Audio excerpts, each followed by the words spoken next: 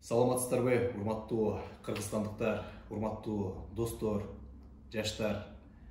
Барыңыздарды күз майрамыңыздар менен чын дилимден куттуктаймын.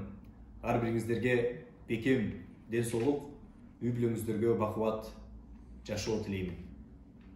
Жаштар өлкөбүздүн өнүгүүсүнүн негизги локомотиви болуусу керек деп президентибиз Садыр Нуркожоевич Жапаров жаштар саясатына өзгөчө көңүл бургула. Комплекстүү, системдүү, өзгөрүүнү алып келе турган долбоорлорду, сунуштарды бергиле деген тапшырманы дал ушул биздин агенттикке, биздин мекемебизге жүктөгөн эле. Анын алкагында Маданият, маалымат, спорт жана жаштар саясаты министрлигине караштуу жаштар иштери, дене тарбия жана спорт боюнча мамлекеттик агенттикте жаштар саясаты багытында комплекстүү, мына 30-жылга чейин кабыл алынган концепциябыздын негизинде жумуштарды жүргүзүп жатабыз. Биздин аткарылып аткан жумуштар бул жаштардын жашоосун жеңилдете турган жыйынтыкка алып келиш керек деген ойду түздөн түз карманабыз. Анын алкагында биз мамлекеттик агенттиктин алдында, деле биздин министрликтин алдында координациялык кеңештерди түзүп, биздин жаштарга мүмкүнчүлүктөрдү, шарттарды түзүп бере турган бир аянтчаларды даярдоо, ошолордун үстүнөн иштөө жолдор менен азыркы учурда биз иштеп жатабыз. Жакынкы арада буйруса биринин артынан бирин күбө болуп келесиздер. Учурдагы глобалдашкан заманда, цифровизация өнүккөн заманда биз сиздер менен социалдык тармактар аркылуу, интернет майданы аркылуу биздин кылып жаткан жумуштарды сиздерге жеткирип турууну төрө көрүп отурабыз. Биздин аткарып жаткан жумуштардын негизинде кыска нуска айтсак, сиздер дагы өзүңүздөрдүн оюңуздарды, сиздер өзүңүздөрдүн сунуштарыңыздарды берип турсаңыздар, аны биз бул жактан эске алып, бирдиктүү бир жакшы бир жумуштар боло беле деген ниетте коюп отурабыз. Анын алкагында маанилүү деген, өзгөрөт деген, жаңы деген бир долбоорлорду, сиздер менен бөлүшүш керек деген долбоорлорду биз сөзсүз түрдө мындан ары кыска нуска айтып турабыз. Бүгүн биздин алгачкы жолу, мен сиздерге бөлүшүп кетчү нерсе, кече жакында эле Түрк кеңешинин алкагында 19-20 сентябрь күндөрү биз Өзбекстан Республикасынын Ташкент шаарына барып катышып келдик. Мына Түрк кеңешинин министрлеринин чогулуш 5-чи жыйналышы болуп өттү.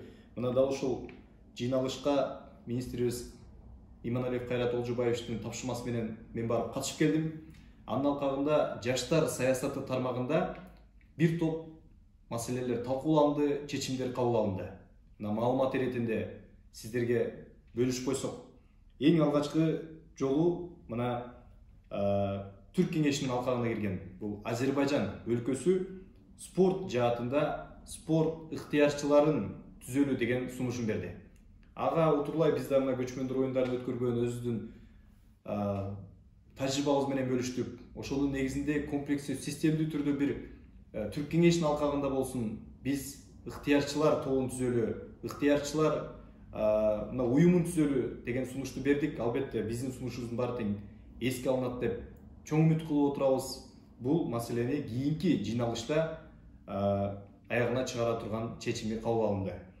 Андан кийин Жаштар платформасынын 2-чи башкы ассамблеясы Түркия Республикасынын Стамбул шаарында өтө турган болду.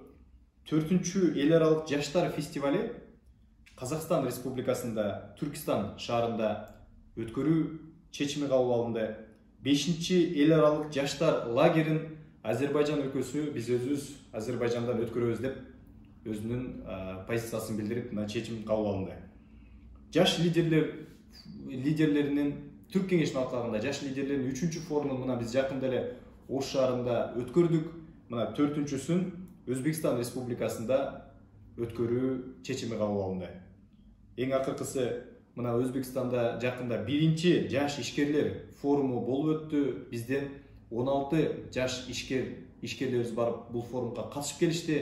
Бул форумдун 2-чиси Түркия Республикасында өткөрүү чечими кабыл алынды. Андан сырткары көчмөндөр оюндарынын алкагында ыктыярчылык багыт боюнча биз дагы көмөк көрсөтөлү, биз дагы тажрыйбабыз менен bölүшүүгө даяр экенибизди биз билдирдик. Мындан сырткары түрк дүйнөсүнүн жаштар борбор шаарын киргизели деген Түркия тарабынан сунуштар болду. Мына бул сунушту алгачкылардан болуп бизге кайсыл шаарды түрк дүйнөсүнүн жаштар борбор шаары деп бере турганын Өзбекстан Республикасы мына бере турган болду. Жалпысынан айтканда биздин жаштар багыты боюнча абдан жемиштүү болду. Биздин 3-чү жаш лидерлер форумунун жогорку деңгээлде өткөргөнүбүз боюнча мына Өзбекстанда Түрк кеңешине тарабынан дагы бир эмес бир канча жолу баса белгиленип, ыраазычылыгын билдиришти.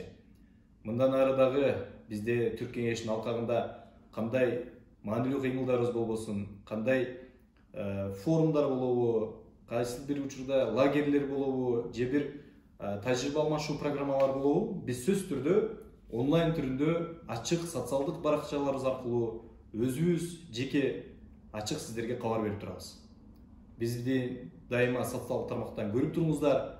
Биз болгон мүмкүнчүлүктөрдү, болгон стипендия болобу, чет өлкөгө барыш керек болобу, кандай мүмкүнчүлүк болбосун, биз сиздерге ачык жарыялап турмакчыбыз.